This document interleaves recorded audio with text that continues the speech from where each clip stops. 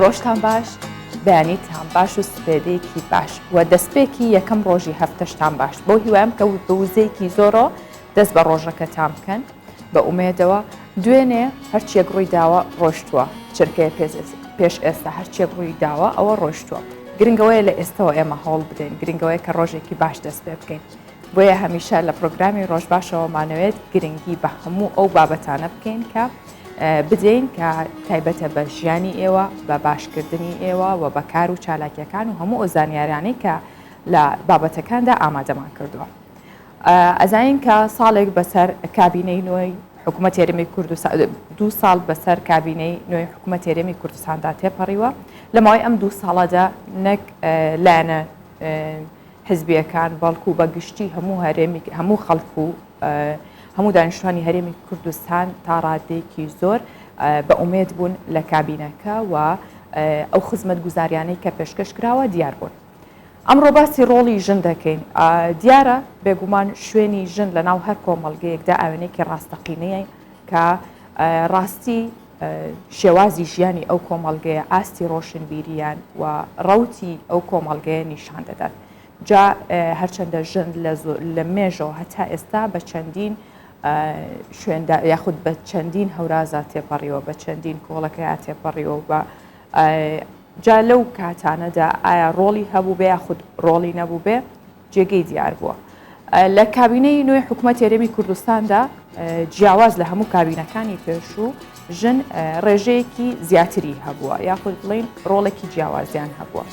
ئێمە بۆ قسەکردن لەسەر ئەو بابەتە و تەوەری پرۆگرامەکەمان کە تایبەت کردو بە ئەو بابەتە کەسانی شارەزا و گفتوگویان لەگەڵاکەین و کە زانین ئایا لە کابینەی نوێی حکوومەت هێرمی کوردستاندا ژن چی کردووە و ڕۆڵ و کاریگەری چی بووە. جگەلەوە چەندین بڕگە و بابەتی دیکەشمان هەیە بەڵام دەستپێکی پرۆگرامەکەمان با کورتێک لە هەواڵەکان دەبێت زانین لە ناوخۆ جیهان چی دەگوزارێت.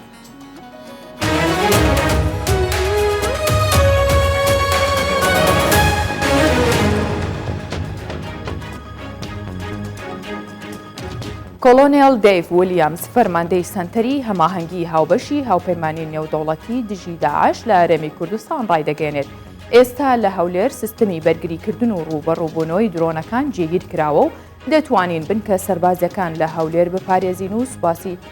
پشتیوانیەکانی مەسرور بارزانی سەرۆکی حکوومەتی هەرێمی کوردستانیشی کرد. ڕایدەگەێنێت یەکگرتنەوەی هێزەکانی پێشمەرگە قۆناغی باشی بڕیوە و بڕیاری سەرۆک بارزانیش بۆ یەکگرتنەوەی هێزەکانی پێشمەرگە گرنگ بوو.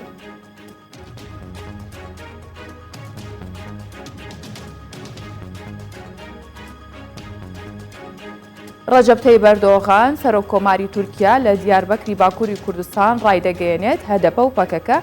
زیانی زۆریان بە کورد گەیاندووە و پەکەکە نەک لە تورکیا و سووریا بەڵکو لە هەرێمی کوردستانیش زیان بە حکوومەتی هەرێمی کوردستان دەگەێنێت. لە بارەی پرۆسەی چارەسەریشەوە سەرۆک کۆماری تورکیا گوتی ئەوان پرۆسەی چارەسەریان تێک نەداوە ئەوەی تێکی داوە پەکەکەیە.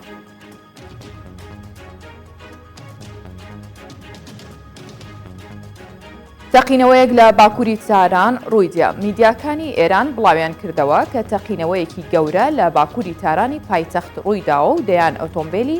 ئاگرکوژێنەوە ڕەوانەی شوێنەکە کراون. میدیاکانی ئێران ڕاشی دەگەێنن تەقینەوەکە لە ناو پارکی میلەت لە نزیک باڵەخانەی رادیۆ و تەلەڤیزیۆنێکی حکومی ڕوویداوە. جێگری پارێزگاری تارانیش دەڵێت داوای لێکۆڵینەوە و وردەکاری زیاتر دەخەنە ڕوو.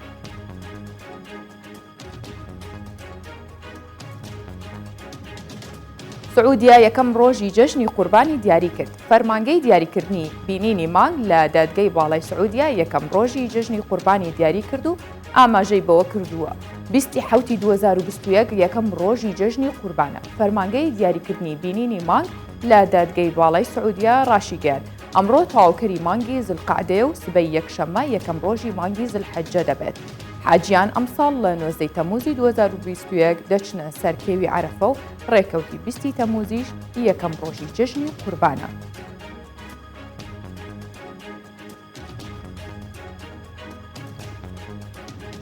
5 وڵات کە ئامادەکاریان کردووە بۆ ڕوبەڕووبوونەوەی کاریگەریەکانی کەشوهەوا لەگەڵ زیادبوونی کاریگەریەکانی گۆڕانی کەشوهەوا لە سووتانی دارستانەکان و بەرزبوونەوەی پلەکانی گەرما لە ناوچە جێجیەکانی جیهان هەریەک لە فنلەندا و نەمسا و سویسرا و پورتوگال و کەنەدا لە دۆخێکی باشدان و باشتر ڕوبەڕووی دیاردەکە دەبنەوە. ئەمە لە کاتێکدا زۆرێک لە وڵاتان گۆڕانی پلەکانی گەرما و کەشوهەوا کێشەیان بۆ دروست دەکات بەهۆی مەترسی ڕوودانی لافاو لە کاتی توانەوەی شاخە سەهۆڵینەکان. بەڵام ئەو 5 وڵاتە بە باشترین و پارێزراوترین وڵات دادەنرێت کە ئامادەکاریەکان بۆ ڕوبەڕووبوونەوەی هەر ئەگەرێک کردووە.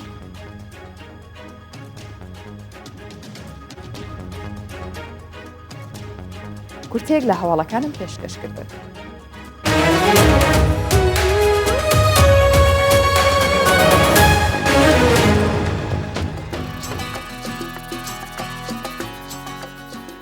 هەرچەندە ئەم ساڵ زۆر جار باس لەوا کرێت کە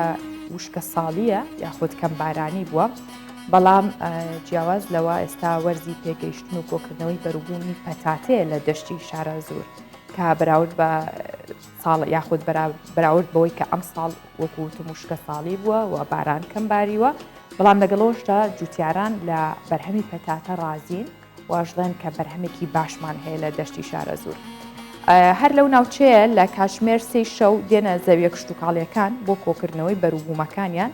تا بە تازایی بیگەێنن بەدەستی کڕیاران، چونکە ئێستا کەشەکەش گەرمە ناتوانن بە ڕۆژ زۆر کارکەن، بۆیە لە درنگانێکی شەو بەرەبەیانی دەست بە کارکردن دەکەن.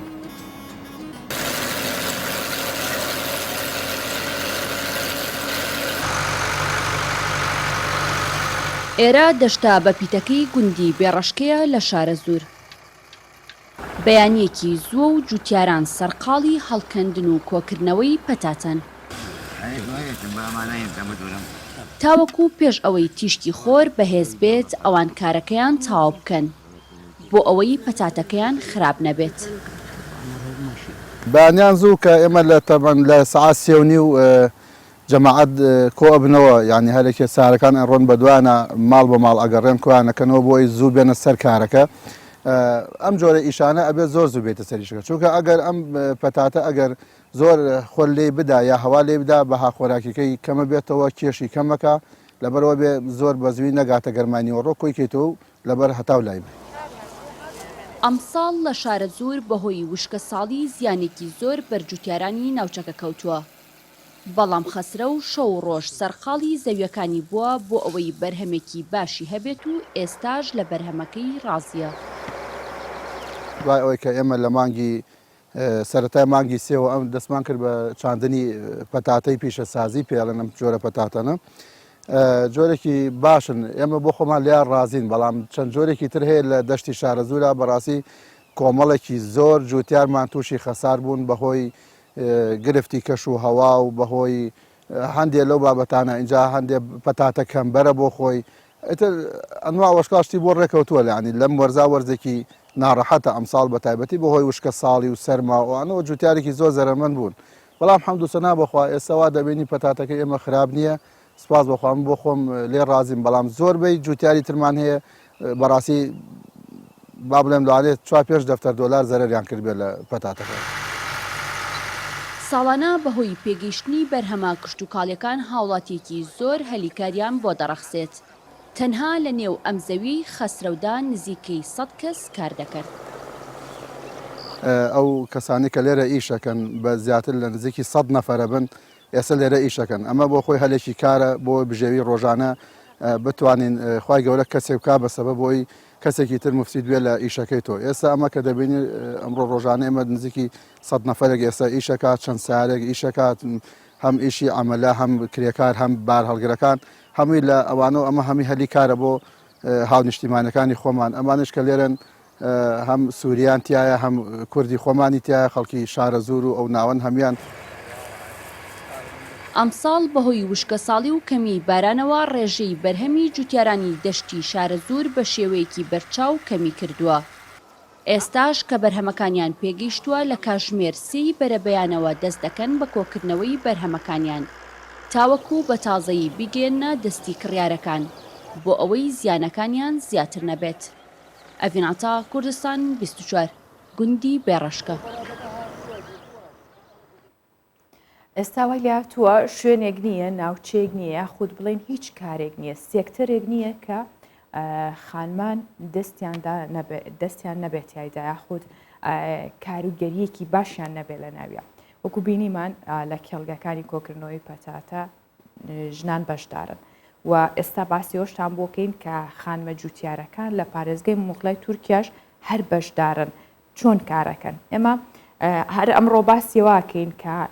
ژن کاریگەری چییە لە ناو کابینەی نوێی حکوومەتی هەرێمی کوردستاندا. بۆیە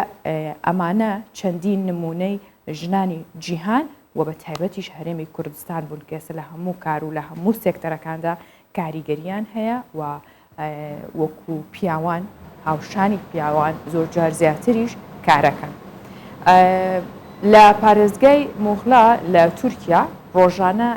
لەگەڵ هەڵاتنی خۆری بەیانی لەگەڵ ئەلەندی بەیانیان ژنەکان ئەچنە ناو کێڵگەکانی شلیکەوە تا کاتی نیۆڕۆ بەرهەمەکانیان نەچنەوە. ئەم خانمانە دوای تەواوکردنی کاری ماڵەوە پاشان بە هەرەوەزی کاری کشتتوکاڵی و کۆکردنەوەی بەرهەمی شلیکەکەن جگەلەوەی کە کاری ماڵی شەواکەن هەمویان کێڵگەکانی شلیکیش بەڕێوابن و ساڵانەش 400 دۆنم زەوی لەو شارە بە شلیکدا دەچەنرێت و زیاتر لە 4250 تۆن شلیکی لە بەرهەمە هێنرێت بە تایبەت لە وەرزەدا کە وەرزی کۆکردنەوەی شلیکە و کۆی داهاتەکەشی بە 43 میلیۆن دلار دەخەمڵێنرێت ئەوەندا بەرهەمێکی زۆریان هەیە و یەکێکیش لەو شلیکانی کە تامێکی جیاوازی هەیە و خواستی زۆری لەسرە شلیکی والی خانمە کە هەر کۆمەڵێک خانم بەڕێوەیە بن و با بیبینین. سەدان دۆنم زەوی بە شلیک چێنرا و وەکستون و هێڵەکانی تابلۆیەکی ڕەنگینە هاوتا لەگەڵ ئەو خانمە جوتیارانەی لەگەڵ گزنگی بەیان بە چنینەوەی شلیکەکان دەست بەکارەکانی ڕۆژەکەیان دەکەن. شلیکی والی خانم لە پارێزگای مۆغڵای تورکیا لە تام و نرخدا بووەتە جێگەی سەرنج و خواستی خەڵک. لە زۆربەی ناوچەکانی ئەم پارێزگایەدا ئەم جۆرە شلیکە بەرهەم دەهێنرێت. خانمانیش بە پشتبەستن بە هاوکاریکردنی یەکتر و بیرۆکەی کاری بە کۆمەڵ زۆرینەیان بوونەتە خاوەنکاری خۆیان لە کێڵگەکەدا و یارمەتی پیاوانی ژەدەن لە بەدەستهێنانی بژێوی ژیانیان. بۆ چیلێکجلێ ئوسەنە ئۆڵدە باشلیاڵە ئەوە 3 ساڵە ئەم کارە دەکەم. پێشتر لە ناو گوندەکەمان ئیشمان نەبوو، بەڵام کۆمەڵێک لە ژنان هەوڵماندا دەست بەم کارە بکەین. ئێستا ئیشەکان بەباشی بەڕێوە دەچێت. ئێمە یارمەتی پیاوانیش دەدەین و هیواداری کارەکانمان فراوانتر بێ، چونکە ئێمە کار دەکەین بۆ منداڵەکانیشمان ئەوان دەخوێنن و ئێمەش کاریان بەدەکەین. کاتکە ساڵیۆڵار. لە کێڵگە گەورەکانی شلێک خانمان خۆیان دەستی کارن، هەم بەرهەمهێنەرن هەم جوتیارن. بەرهەمی زۆری شلێک جگە لە هێزی کارکردن تێیدا کەش و هەوا و ژینگەی لەباری کوێستانەکانی پارێزگای مۆغڵا و ئەو شارۆچکانەی کە نزیکن لە دەریای ناوەڕاست لە هەر 12 مانگەکەی ساڵدا شلیک بەرهەم دەهێنرێت. بۆیە بووەتە سەرچاوی داهات و بژێوی زۆرێک لە دانیشتوانی ئەو ناوچانە بە گشتی و خانمان بە تایبەتی. هاوکات سەرەڕای ماندووبوونیشان چێژ لە کارەکەی خۆیان وەردەگرن چونکە بە هەرەوەزی لە بەرەبەیانی زوو کار دەکەن تا دوای نیوەڕۆیان دواتر هەناردەی بازاڕەکانی دەکەن. ji bo min cudahî nîne di çi kar û pîşeyekê de ez dikarim hemû karekî bikim. Ez navim jin li mal bimênin bêkar rûnin. Ew dikarin kar bikin, ştê giring ew e ku dest pê bikin. Ji ber ku ji bo xwe ser dikevin û pêş dikevin û dikarin hemû tiştekî fêr bibin. شلیکی سانادرێست کە لەناو خەڵکدا بە شلیکی والی خانم ناسراوە لە ڕووی تام و لە ڕووی نرخەوە بووەتە جێگەی بایەخی هاوڵاتیان و خواستێکی زۆری لەسرە. تەنها لە پارێزگای مۆغڵا کە زیاتر لە 400 دۆنم زەوی بە نزیکەی 2.5 میلیۆن نەمامی شلیک داچێنراوە کە 4256 تۆن شلیکی لێ بەرهەم دەهێنرێت. بەوەش داهاتی ساڵانەی دەگاتە نزیکەی 43 میلیۆن دۆلار. ئێستا بابەیەکەوە ڕەوشی کەشوهۆی شارەکانی کوردستان ببینین بزانین کام شار گەرمترە.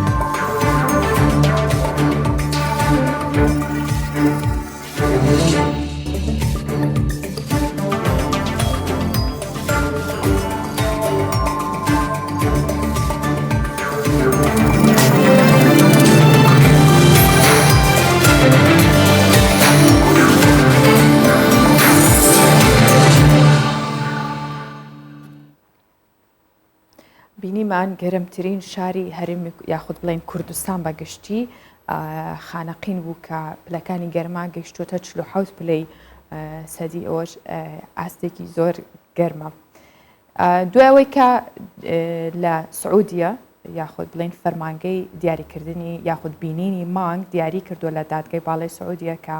بیستی ئەم مانگە جژنی قوربانە و ئەشزانین کە گەڵ هاتنی جژنی قوربان تایبەتمەندیەک هەیە بۆ خەڵک و بۆی کە پێشوازی لە جژنی قوربان بکەنەویش لەو جژنەیە قوربانیکردنە قوربانی ئەکرێت. بۆیە لە ئێستاوە لە بازاڕی کڕین و فرۆشتنی ئاژەڵان لە پارێزگای ئاگری کە لە باکووری کوردستانە جوڵێکی زۆر کەوتووەتە و بازارەوە تا ئێستاش 21,500 ئاژەڵی قوربانی لەو پارێزگایە ڕەوانی شارەکانی دیکە کراون. و بەپێی ئامارەکانیش 415,000 ئاژەڵی گەورە و زیاتر لە 1,300,000 ئاژەڵی بچووک لە ئاگری هەن. لە سەدا هەفتای دانیشتوانی شارەکەش بە کاری ئاژەڵداری و کشتتوکاڵیەوە سەرقاڵن. هەر بۆیە ساڵانە لە جژنی قورباندا ڕێژەیەکی زۆر لە ئاژەڵەکانیان ڕەوانەی بازاڕەکانەکەن بۆی کە خەڵک لە جژنی قورباندا بیکا بە قوربانی. بەبوونەوەی نزیکبوونەوە و هاتنی جەژنی قوربان ڕەوانەکردنی ئاژەڵ و مەڵی قوربانی لە پارێزگای ئاگری باکووری کوردستان بۆ شارەکانی دیکەی باکووری کوردستان و تورکیا زیادی کردو و بازاڕی کڕین و فرۆشتنی ئاژەڵان زیادی کردووە. کریارانیش لە زۆرنەی شارەکان بۆ کڕینی ئاژەڵی قوربانی سەردانی ئاگری دەکەن. ئاگری لە ڕووی سامانی ئاژەڵ و کشتتوکاڵیەوە یەکێک لە پارێزگا دەوڵەمەندەکانی باکووری کوردستانە. 411 büyükbaş hayvan. ئاگری بەیەکێک لەو پارێزگا بەناوبانگانە دادەنرێت لە ڕووی زۆری ژمارە ئاژەڵەوە. بەپێی ئامارەکان 415,000 ئاژەڵی گەورە و زیاتر لە ملیۆنێک ئاژەڵی بچووک لەو پارێزگایە هەن. ئێستا کە نزیک بوونێتەوە لە جەژنی قوربان خەڵک لە هەموو شارەکان سەردانی ئاگری دەکەن و ئاژەڵی قوربانی دەکڕن. لە 175 دانیشتوانی پارێزگای ئاگری کاری کشتتوکاڵی و ئاژەڵداری دەکەن. ساڵانەش چەند ڕۆژێک بەر لە هاتین جەژنی قوربان بازاڕی کڕین و فرۆشتنی ئاژەڵ لەو پارێزگایە گەرمتر دەبێت. هەندێک جاریش لە شارەکانی دیکەوە ئاژەڵی قوربانی دەگوازرێتەوە مەیدانی کڕین و فرۆشتنی ئاژەڵان لە ئاگری بۆ ئەوەی زوو ساغیان بکەنەوە و دەستکەوتێکی دارایان دەست بکەوێت. بازاڕی ئاژەڵان هەموو کاتێکی ساڵ جموجۆڵی تێدایە، بەڵام لە کاتی جەژنی قورباندا زیاتر جموجۆڵی تێدەکەوێت. لە پارێزگەکانی دیکەشەوە ئاژەڵ دەهێنرێت بۆ ئەم بازاڕە. ساڵی ڕابردوو لە جەژنی قورباندا 21,000 ئاژەڵی گەورە و 86,000 ئاژەڵی بچووک ڕەوانەی پارێزگاکانی دیکە کراون.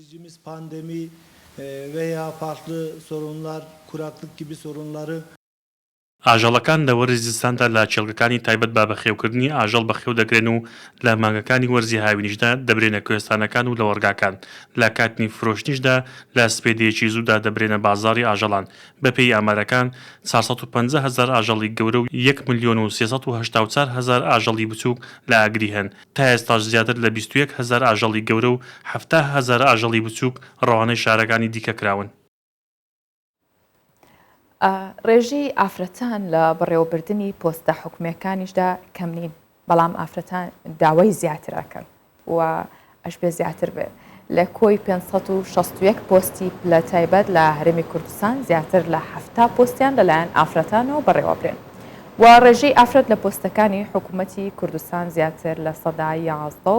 11.94 بۆ پێشتری ژمارەیەک چالاکوانی ئافرەت کەمپینێکیان پێکهێنا و داوای زیاترکردنی ژمارەی ئافرەتیان لە پۆستەکانی حکوومەت و پەرلەمان کرد. ڕێژەی پیاو لە پۆستە تایبەت و وەزیفیەکانی حکوومەتی کوردستان حکوومەتی هەرێمی کوردستان لە 1970.6 بە جۆرێک لە کۆی 561 پلەی تایبەت زیاتر لە 490 پۆست لەلایەن پیاوانەوە بەڕێوە دەبرێت.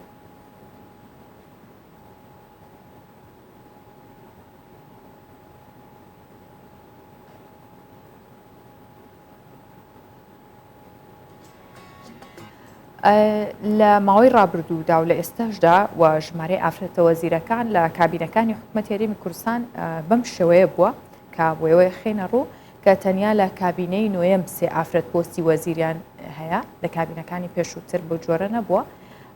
کە کابینەی یەکەم وەزیرێکی ئافرەت هەبووە تەنها و کابینەی دووەم وەزیرێکی ئافرەت هەبووە بە هەمان شێوە. کابینەی سێم هیچ ئافرەتێک پۆستی وەزارەت یاخود وەزیری پێنەدراوە پۆستێکی وەزارەتی پێنەدراوە و کابینەی چوارەم دوو وەزیری ئافرەت هەبووە بەڵام لە کابینەی پێنجەم دوو ئافرەت وەزیر بوون کە یەکێکیان وەزیری هەرێم بووە و کابینەی شەشەم وەزیرێکی ئافرەت و کابینەی حەوتەم وەزیرێکی ئافرەت هەبووە کابینەی هەشتەمیش یەک وەزیر ئافرەت بووە و بەڵام جیاواز لەم کابینانە لە کابینەی نوێیەم سێ وەزیر ئافرەت هەیە یاخود سێ خانممان هەیە کە وەزیرن.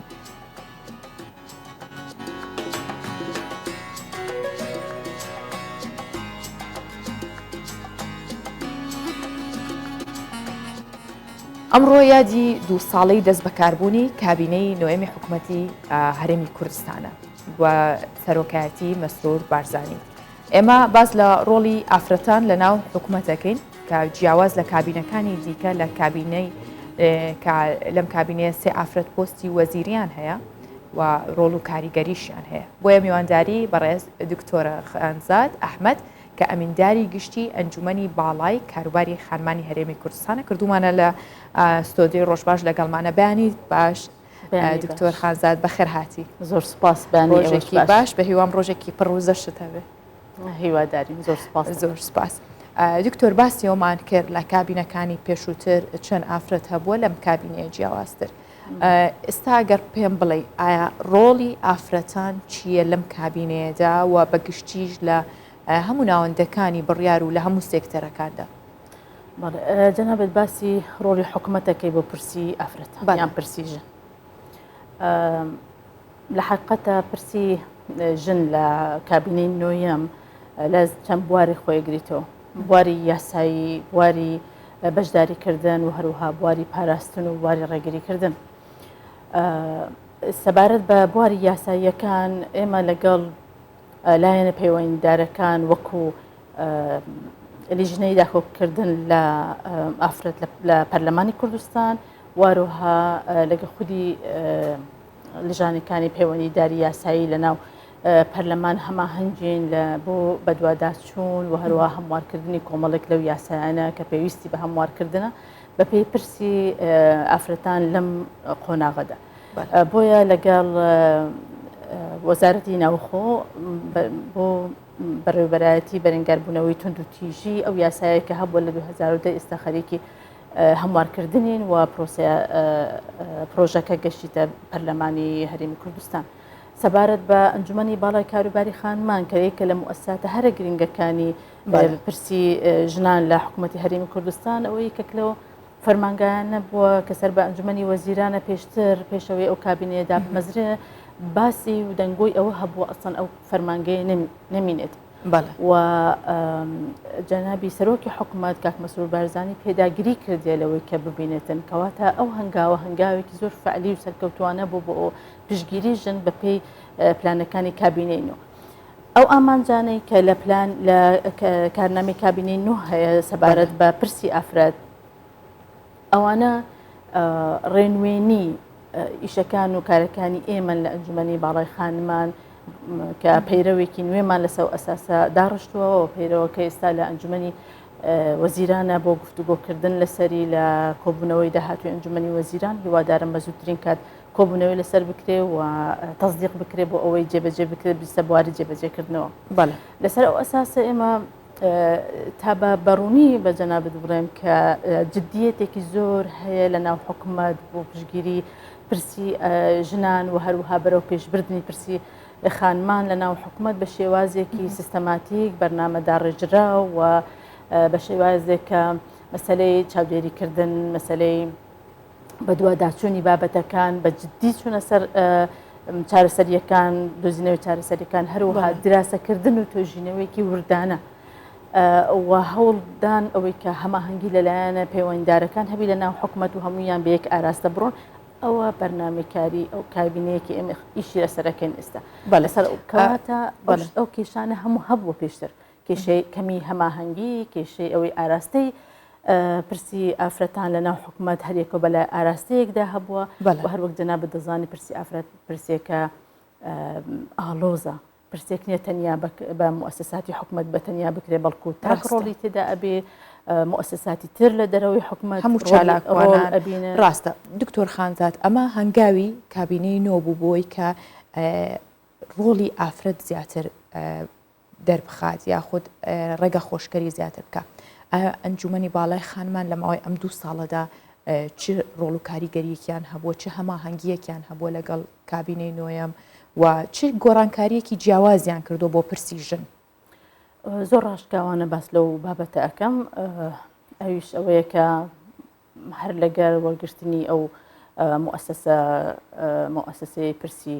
ئافرەتان لە حکوومەتی هەرێمی کوردستان ئێمە کۆمەڵێک ئاستەنگ ڕوبەڕوومان بووە هەندێک ئاستەنگ لەوانە گشتی بوون وەکو مەسلەی ڕەوشی تەندروستی مەسلەی کۆڤیدی 19 قەدەغی هاتوچۆ نەبوونی یاخود کەمی سەرمایە مرۆیی نەبوونی بوجە و تا ئێستاش نەبوونی بوجەیە کە لە کێشە هەرە گەورەکە بەڵام سرەڕای ئەو هەموو ئاستەنگانە کۆمەڵێک با بڵێن هەنگاوی جددی گرتیتمانە بەر و ئیشمان لەسەر کردبووە و دەستکەوتێکی باشمان هەبووە کە پێشتر لەوانەیە زمینەی خۆش بووە و مەجای زیاتریش تێدا بوو نەگەشتن ئەم ئاستەیەک لەمانێک کە ئەمەوێ باسی لێ بکەم ئەوەیە هەموارکردنەوە و بەدوا داچوون بۆ یاساکانە و یاسای تونند و تیژی بەرەنگاربوونەوەی تونند و تیژی هەروەها دانانی پەیرەوێکی نوێیە لەسەر ئاستی عراقی فدرال ئێمە ئەندامین لە لیژنەی بەرەنگاربوونەوەی تونند و تیژی لە پلانی نیشتیمانی عراقی کە لەگەڵ سندوقی مرۆیی جیهانی ئەکرێتن و هەروەها لە استراتیژی 2017 بۆ 2027 ئێمە لەگەڵ پەرلەمانە لە تەماسین و لە هەماهەنگین بۆ بەدواداچن بۆ ئەو یاسایانە کە پێویستە دەربچن یاخود پێویستیان بە هەموارکردنەوە هەن بەڵام پێویستیان بە هەموارکردنەوە هەن هەروەها یەکێک لە خاڵەکانی تری کە زۆر گرنگە حەزەکەم لێرە ئاماژەی پێوە بدەم ئەوەیە کە ئێمە لەگەڵ عراقی فدرال هەوڵماندا بۆ بەرنامەی پرسی ئافرەت و ئاشتی و ئاسایش بەیەکەوە یەک پلان نیشتمانیمان هەوی بەڵام بەدوو پلانی جیاواز واتە ئەو پلانانێک کە جێبەجێ ئەکرێ بە کوردستان ئەو پلانانین کە بۆ ناوەند و وەخواروی عراقی فدرالەوە جێبەجێ ئەکرێ ئەمە بە پشگیری جەنابی سەرۆکی حکوومەت و هەروەها کابینەی نوێیەم نەبووایە ئاستان بۆ پێشتر چەندین ساڵ زیاتر لە 8 ساڵ ئەو بەرنمەیە کرای بەڵام هەمووی لە زمنی پرۆگرامەکانی عراقەوە بوو ئەمە نەک بەس ئەوە کە بەرنمەیەکی ڕێکوپێک و تۆکمەت بۆ کوردستان بە تەنیا داناوە لە زمنی ئەو پلان نیشتمانی کە جەناب تەزانی ئەو پلانە بۆ لەسەر ئاستی ئەنجومەنی ئاسایشی نێودەوڵەتیەوە ئەکرێتن یاخود نەتەوەی گرتوەکانەوە ئەکرێ عراق وەکو یەک پاکێش تەماشاکە ڕاست نەک بەس ئەمە بەڵام لە کۆبوونەوەی مانگی نیسانی ڕابردوو ئقرار کرایە یاخود بڕیاردرا لە ئەنجومەنی وەزیران کە بودجەیەک بۆ ئەم پلانە تەرخان بکرێتەوە یەکەمین جارشتی وا بکرێت یەکەمین جارە خودی سەرۆکی حکوومەت کە سەرۆکی ئەو ئەنجومەنەیە ئەنجومەنی خانمان پێکاتێ لە کۆمەڵێک لە وەزارەت 7 وەزارەت بەڵێ سەرۆکی ئەم ئەنجومەنە جەنابی سەرۆکی حکوومەتە و ئەمینداری گشتی منە کەواتە لە سەروی ئێمەوە جەنابی سەرۆکی حکوومەت هەیە کە سەرکردایەتی ئەم ئەنجومەنەیە ئەکا سەرۆکایەتی ئەم ئەنجومەنە ئەکاتن جەنابیان یەکەمین جار ئەوە بودجێ تەرخان کردێ بۆ پلانی 325 دووەمیان یەکەمین جارێکە کۆبوونەوەی بکرێت لەسەر ئاسێک کە هەموو وەزارەتە پەیوەندیدارەکان کۆ ببنەوە و لە لێککەوتەی ئەو کۆبوونەوەیە باس لە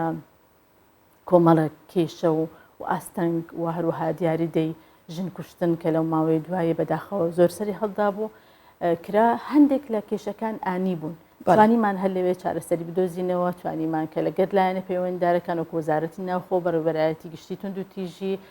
وەزارەتی کار و کاروباری کۆمەڵایەتی کێشەکان چارەسەر بکرێتن بەڵام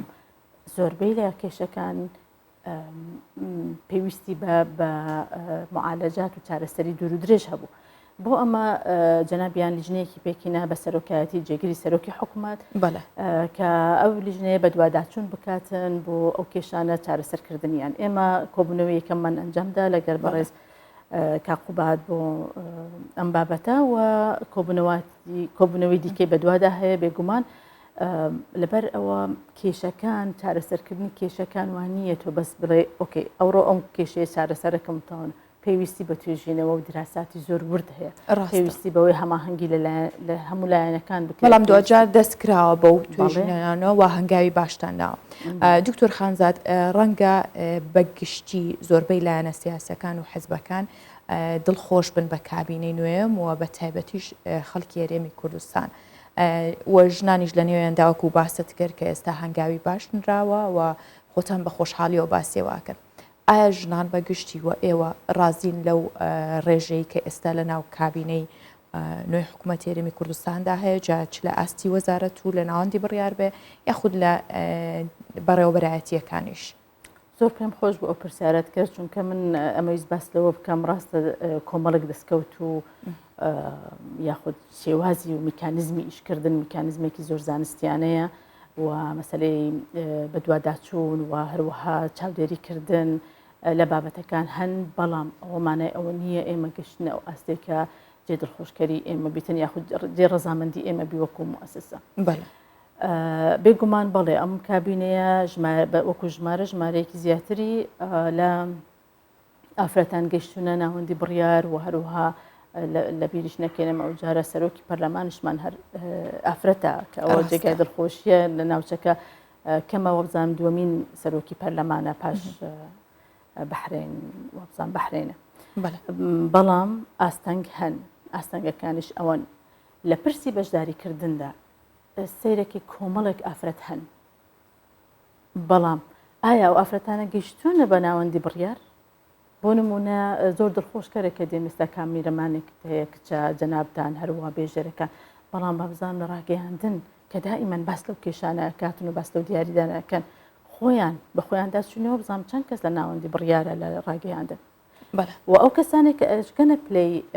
بڕیار بەدەست بوون وەکو سەرۆکی پەرلەمان بۆ نمونە وەکو ئەو وەزیرە بەڕێزانە ئایا تا چەند هەماهەنگ بووینە یاخود یارمەتی دەربوونە و دامیانکردنە پشگیریان لێکراوە من گومانم لەوە هەیە تا ئێستاش عقلیەتی هەندێک لە پیاوان لە کۆمەلگای ئێمە تەقبولی ئەوە بکە ژنێک ئەمریان بەسەر کە هەتاگەر ئەو ژنە سەرۆکی پەرلەمانیش ڕاستە ئەوە کێشەیەکی زۆر گەورەیە کە زۆر جار سەرۆکی پەرلەمان خۆشی باس لەوە ئاکات کە ژنبوونی کاریگەریەکی گەورەی هەبووە لەسەر بڕیارەکان دکتۆر خانزاد تۆڵی هێشتا نەگەیشتۆتەوە ئاستەی کە جێی دڵخۆشی بێت بەڵام ئەو کەسانەی یاخود ئەو خانمانەی ئەو ئافرەتانەی کە ئێستا لە ناوەندەکانی بڕیاردان لە پلە و پۆستیان هەیە ئایا ئەتوانن خۆیان خاوەن بڕیار بن یاخود زۆر جارە گەڕێنەوە بۆ حیزبەکەیان بۆ ئەو لایانی پەیوەندیداریان خۆیان تا ئاسانیان توانیوە بڕیارێک وەکو خودی خۆیان دەربکەن بێگومان هەردوو لایانی هەیە هەردوو لایانی کە جەنابەت باس لێوە کرد بەڵام بەڕای من ئەگە بەرنامەیەکی تۆکمە و بە شێوازێکی زۆر تەکنیکی لە ناو حکوومەت هەبی ئەتوانی ئەو لایەنە لاواز بکرێتە ئێمە ئەومان لە کابینەی نوێم بەدی کرد ئەگەر هێشتا نەگەیشتە و ئاستەی کە پێویستە و ئەوەی کە کابینەی نوێم بەنیازە بیکات لەبەر ئەو هەموو ئاستەنگانی کە باسم کرد دەرەکی و ناوەکی بەڵام تا ئێستا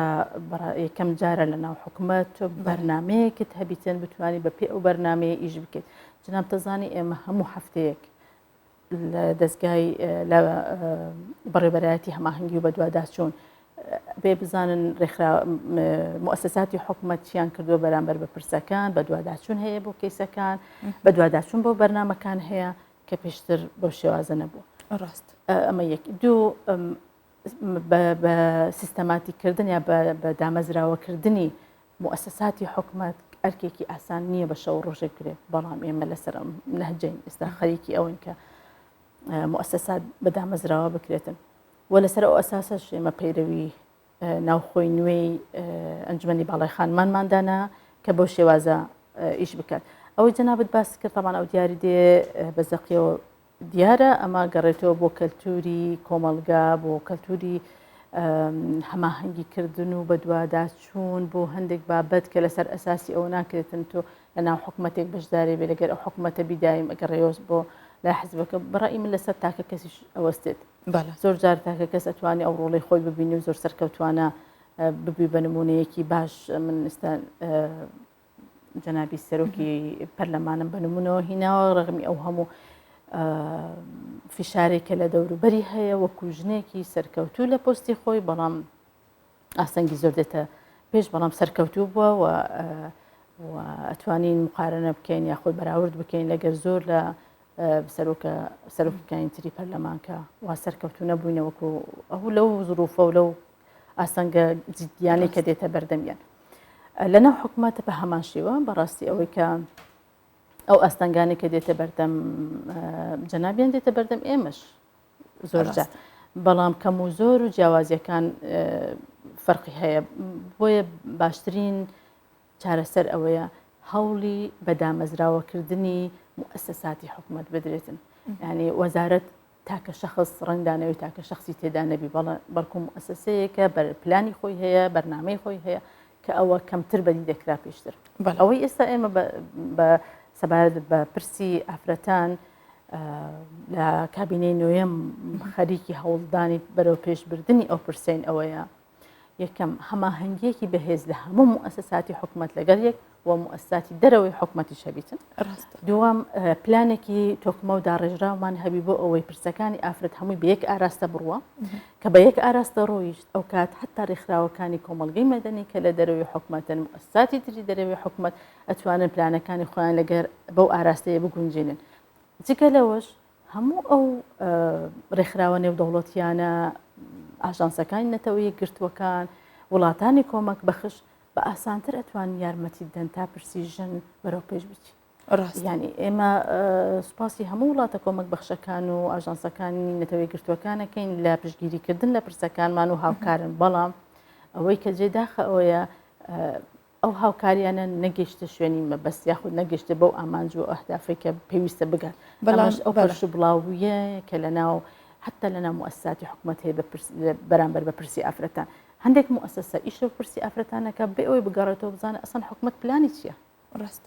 بەڵام دوجار ئەرکی ئێوە قورسەوەکو ئەنجومنی باڵای خانمان کە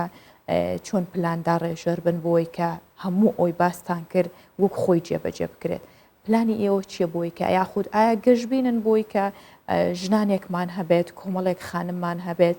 لەناو ئەو مؤسسانە کار بکەن بەڵام بە سیاسەتێک کار بکەن بۆ نمونە هاوشانی ژنێک کە لە جیهان یاخود لەو وڵاتانی ئەوروپا بۆ نمونەوە کەمالە هاریسە کۆندۆلیزا ڕایسە کە بە شێوەیەک سیاسەتیان کردو تا ئێستاش ڕنگدانەوەی هەیە ئێوە گەشتبینن لەوەی کە هەم کار بکەن بۆیان وەکو خودی ژن خۆتان پاڵپشتیان بن ئەتوانن بەو شێوەیە سیاست بکەن من بڕوە تەواوم بە ژنی کوردستانی هەیە کە بتوانی ئەو پلە و پایانە بە زۆر سەرکەوتوانە بباتە پێش سەرڕای ئەو هەموو ئاستەنگانی لە پێشتی بەڵام بە داڕشتنی پلانی ڕکوپێک وە درژخایان و ئەو پلانانە هاوتەریب لەگەر کارنامەی کابینەی نۆیەم یاخود کابینەی ترکە دروست ببێتن بڕوات ینی نەک ئەوان لە ئاوازێک و کابینش لە ئاوازێکی تر بخوێنێتن ئەبێ هەمویان بێکەوە بە یەک ئاراستە بڕۆن ئەو هەماهەنگیە ئەو ڕێکوپێکیە لە بەرنامە و جێبەجێکردنی بەرنمەکان واکە خەڵکەکان سەرکەوتوو بن و بتوانی ڕۆلی خۆی ببینی وەکو کەسایەتیەک لە ناو حکوومەت نەک وەکو لەلایەنێکی ترەوەی ئاز بدرێ یاخۆت بگەڕێتەوە بۆ حزبەکەی بۆ هەندێک بابەت تۆ مەرجعێکت هەیە ئەوی سەرۆکایەتی ئەنجومەنی وەزیرانە وەبەت لە سەرۆکایەتی ئەنجومەنی وەزیران تۆ پلانی کارنامەی کابینەت هەیە ئەبێ ئەو مەرجعی توێ بگەڕانەوە بۆ ئیشەکان ئەمەوێ باس لە بابەتێکی تریش بکەم بەڕاستی کا لەو ماوەیە ئیشی باشی لەسەر کرای ئەویش ئەوەیە کە کچان و ژنانی ئێزیدی لە کەمپەکان قوربانیان لە کابینەی نوێیان گرنگێکی زۆر یان پێدرایەوە گرنگێکە لەسەر ئاستی ئەوەیە بە دوواداچون بۆ کێشەکانیان بکرێ وەروها چۆن بتوانین لەگەر حکوومەتی فیدرال هەماهەنگ بین بۆ بجێبەجێکردنی ئەو یاسایی کە لە ئەنجومەنی نوێنەران دەرچووە بە خۆشحاڵیەوە نەتەوەی گرتووەکان و بە تایبەت IOM لە نەتەوەی گرتووەکان پەنای برتە بەر ئێمە وەکو ئەنجومەنی باڵای کاروباری خانمان لە حکوومەتی هەرێمی کوردستان بۆ جێبەجێکردنی ئەو یاسایە ئەمە جێ دڵخۆشیە و هەوڵی ئەوە دەین کە لەسەر ئاستی عراق لەسەر ئاستی نێودەوڵەتی و لەسەر ئاستی ناوخۆیش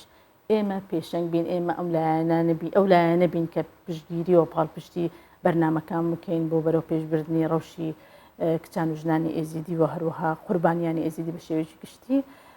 بۆ ئەم بابەتە لە ماوەی دواییە لەوەتەی من دەست بەکارم تا ئێستا چەندین جار سەردانیانم کردیەوە گوێم لە کێشە و داواکاریەکانیان گرتووە ئەو کێشە و داواکاریانە گواستراینەوە حکوومەت و بەڕێز جەنابی سەرۆکی حکوومەت وەزیری ناوخۆی ڕاستپار بۆ ئەوەی کە لەگەڵیان دابنیشی و ئێمە لەگەڵیان دانیشین ئاستەنگ و داواکاری و کێشەکانیان کە خرانە ڕوو خستمانە بەردەم جەنابیان و ئەوان لیژنەیەکیان پێکێنە لەسەر ئاستی ئەنجومەنی وەزیران و ئێمە وەکو ئەنجومەنی باڵای کاروباری خانمان بۆ بەدواداچوون بۆ چارەسەرکردنی کێشەکان پێشتر بۆ شێوازە خۆت بە شێوازێکی وە عملی و کردداری و پراکتیکی ئەو ئیشە کەمتر کراوە هەروەها لەلایەکی ترەوە حەزەکەم باس لەوە بکەم هەندێک جار پێداچوونەوە بە یاساکان پێویستی بەوە هەیە تۆ بە جددی لە ناو خەڵک بی بزانانی کێشە و ئازارەکان چین بزانانی ئایا چ شێوازێک لە ئیشکردن واکات تۆ زیاتر بەرەو پێش بچی و بگێ بەو ئامانجانێکە کە هەن بوو زیاتر خزمەتکردنی ئەو ڕەوشە ئێمە هەوڵماندایەوە ئەمە تەمان بە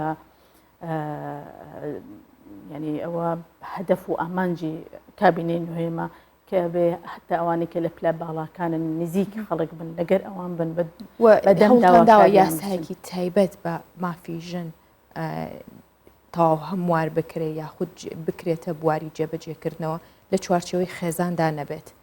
یاخود پلانێکی تۆکماگەر بە کورتی پێمان بڵێ زۆر خۆشەوە پرسیار بەڕاستی ئەو پرسیارە من زۆر بە کورتی باسم کرد بەڵام ئەگەڕێمەوە سەری بێگومان پێشتر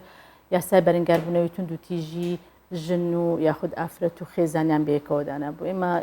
لەگەر ئەوەین کە بێ یاسایەکی تایبەت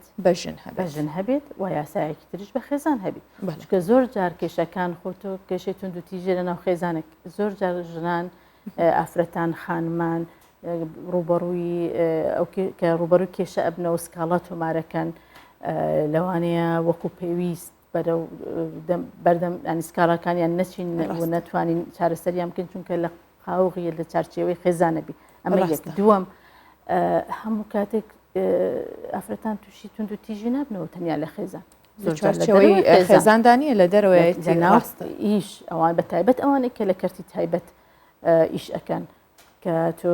کۆمەڵێک یاسا و ڕێسا هەن ڕێنوێنی هەن ئەبی ئیشان لەسەر بکرد تۆ ناتوانێت ئیلزامیان بکی کەرتی تایبەت ڕێە پێویستە و ئێمە لەگەڵ ئەوەین کە یاسایەکی تایبەت بۆ ژندا بندرێ و یاسایەکی تر بۆ خێزان ڕاستە دکتۆر خانزاد بێگومان پرسەکانی ژن کێشە و گیر و گرفتەکانیان و هەنگاوەکانیان کاتی زۆرتر هەڵەگرێت بەڵام کاتی بەرنامەکە هەرەوەندەی دەرفەتدا سوپاس بۆەوەی کام ڕۆمیوانی پرۆگرامی ڕۆژ باش بووی بە هیوای سەرکەوتنی بەردەوام لە ئەم کابینێ و لە کاری داهاتووشتاندا سوپاسی ئێوە کەم سوپاسی بەرنامەی بەیانی باشی کوردستان 24ەکەم و سوپاسی کوردستان 24 بە شێوەی گشتێکم هەمیشە پشگیر و هاوکار بووە بۆ بەرەو پێشبردننی پرسی ئافرەتان و بە تایبەت ئەنجومەنی باڵای کاروباری خانمان زۆر سوپاس بۆ ئەوەی دووبار بەخێر هات. زۆر سوپاس. لە شاری خارپەتی باکووری کوردستان کە ماوەی زیاتر لە مانگێک بەرهەمی گێلاس کۆکرێتەوە و 5 مانگ لە کۆگاتە هەڵدەگیرێت. دواتر چەندین جۆری ئایسکرێم و دۆندرمەی لێ دروست دەکرێت بەهۆی تام و تایبەتمەندی دۆندرمەکەشەوە. هاوڵاتیان لە زۆرینی شارەکانەوە سەردانی خارپەتەکەن بۆی تامی دۆندرمەی گێلاس بکەن. بێگومان وەکو پێشتریش باسمان کرد زۆرێک لەو کێڵگانە لە باکووری کوردستان بە یاخود لێرە بێ دەستی ژنی تێدا یاخود بەرهەمهێنەرەکەی زۆربیان ژنن. جوتیارانی شاری خارپیتی باکووری کوردستان ساڵانە بە ڕێژیەکی زۆر جێلاس بەرهەم دەهێنن و بۆ ماوەی 5 مانگ لە کۆگاکان هەڵی دەگرن. یەکێک لە کڕیارەکانی بەرهەمی جێلاس خاوەنی دوکان و ساردەمەندەکانن بۆی بەرهەمی دۆندرمە و شەربەتی بەتام لە جێلاس دروست بکەن. یەکێک لە خاوەن ساردەمەندەکان کە 25 ساڵە و کارە دەکات دەڵێت خواستی زۆر لەسەر ئایسکریمی گێلاس هەیە. Yaz aylarının vazgeçilmezi meşhur vişne dondurması. من زیاتر لە 25 ساڵە ساڵانە بەرهەمێکی زۆری جێلاز لە جوتیارەکان دەکڕم و لە کۆگاکاندا هەڵیان دەگرم. دواتر شەربەت و بە تایبەت بە ڕێژەیەکی زۆر دۆندرمە و ئایسکرێمی لێ دروست دەکەین. خواستێکی زۆر لەسەر ئەو بەرهەمانەی لە جێلاز دروست دەکرێن هەیە. Bu süre zarfında da biz de alıyoruz hijyenik bir şekilde. بەهۆی تام و تایبەتمەندی ئەو دۆندەرمەی لە جێلاس دروست دەکرێت بەشێک لە هاوڵاتیان لە شارەکانی دیکەی تورکیا و باکووری کوردستان سەردانی خارپیت دەکەن و تامی دۆندرمە دەکەن. هاوکات ئەو دۆندرمەی لە جێلاس دروست دەکرێت لەلایەن منداڵانەوە زۆرترین خواستی لەسەر و ڕۆژانە دەیخۆن. Gayet lezzetli. Herkese tavsiye ederiz. Çok güzel. بەهۆی تام و سروشتی گێلاس وای کردووە ئەو دۆندرمایی لە گێلاس دروست دەکرێت تایبەت بێت و تامەکەی جیاواز بێت. من لە ئەنتالیاوە هاتووم لێرە ئایسکریم بخۆم.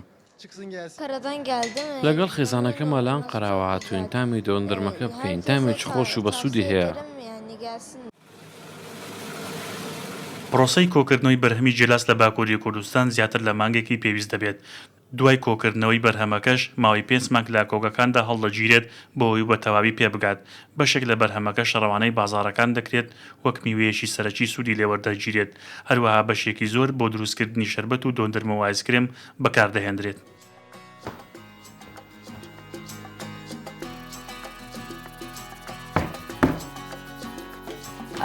بینیمان گێلاس بە چەندین شێوە ئەخورێت جگەلەوەی خۆی میوەیەکی زۆر بەتام و خۆشە ئەکرێتە دۆندرمە ئەکرێتە شەربەت و هەر خواردنی خۆی سوودێکی زۆری هەیە. بۆ ئێستا باسی سوودەکانی گێلاستان بۆکەم کە ئێمە هەرچەندە زۆرم بەڵام حەوت سوودیتان بۆ خەینە ڕوو ئەوانەش یەکێک لەوانە گێلاس ڕێگری لە دەرکەوتنی چرچولۆچی پێست دەکات واتە زۆر خواردنی گێلاس واکات پێستێکی ئاودار و بە چرچولۆچمان هەبێت و مەترسی توشبوون بە شێرپەنجە کەماکاتەوە. جگەلەوە گێلاس یارمەتی کەمکردنەوەی پستانی خوێنی ژەدات و هەروەها هزر و بیری هەموو کەسێک بەهێزەکات و شڵەژانی مرۆڤ کەمەکاتەوە. گێلاس ئەگەری توشبوون بە نەخۆشیەکانی دڵ کەم دەکاتەوە. یارمەتی بەرەنگاربوونەوەی نەخۆشی شەکرە دەدات و لە هەمویان گرنگتر سوودێکی گێلاس ئەوەیە کە هاوکار دەبێت بۆ خەوێکی خۆڵ و ئارام بۆ توانین سەر لە ئێوارە یاخود ئەسران نەگاتە کاتژمێرنەوە پێش کاتژمێرنەوە گێلاس بخۆین ئەوە ئەتوانین خەوێکی زۆر قوڵ و ئارامیش بکەین کا چەندی جار من خۆم تاقیم کردوتەوە زۆر زۆریش باش بۆ کاریگەری هەبووە.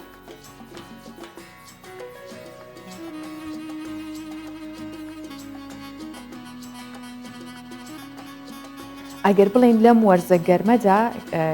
ڕێژێکی زۆر باران باریوە وای کردووە کە لافاو هەستێ بەڵام هۆکارەکەی چیە زۆر جارێک گەڕێنەوە بۆ توانەوەی بەفر یاخود ئەو ناوچە سەهۆڵ بەندانەکان ئەمەش بۆ خۆی زیانی هەیە کە ئێستا بەهۆی بارانبارین و لافاو لە چەند ناوچەیەکی نیویۆرک یاخود بڵین لافاوێکی زۆر دروست بۆ کولەوێنەکانیشدا دیارە دوایەوەی چەند ڕۆژێک لەمەوبەر هۆشداری لە شەپۆلێکی بارانبارینی بەخوڕ لە وڵاتی نیویۆرکی ئەمریکادرا لە چەند کاتژمێری ڕابردوو شەپۆلێکی بەهێزی بارانبارین ئەو باهۆزی بەهێز ڕەشەبایەکی زۆر بەخوت وڵاتی نیویۆرکی لە ئەمریکا گرتەوە بەهۆی ئەو گۆڕانکاریانەش لە کەش و هەوا لافاو لە زۆرینی شەقامەکانی شارەکە دروست بوو و ئاوێکی زۆر چووە ناو وێزیەکانی شەمەندەفەریشەوە هاوکات ئەستەنگ بۆ هاتوچۆی ئۆتۆمبیل دروست بوو لە هەندێک ناوچەش بۆ هاتوچۆی پیادەش دروست بووە نەکەر ئۆتۆمبیلەکان وجگەلەوە زنجیرەیەک هەورە بروسکە لە شاخەکان و بەرزایەکانی ئەو ویلایەتە ڕوویاوە و تیمەکانی فریاگوزاریش هەوڵی ڕزگارکردنی هاوڵاتیانیان داوە کە لە فاو لەو ئاوە زۆرە بیان پارێزن و ڕێگری بکەن لە زیانەکانی.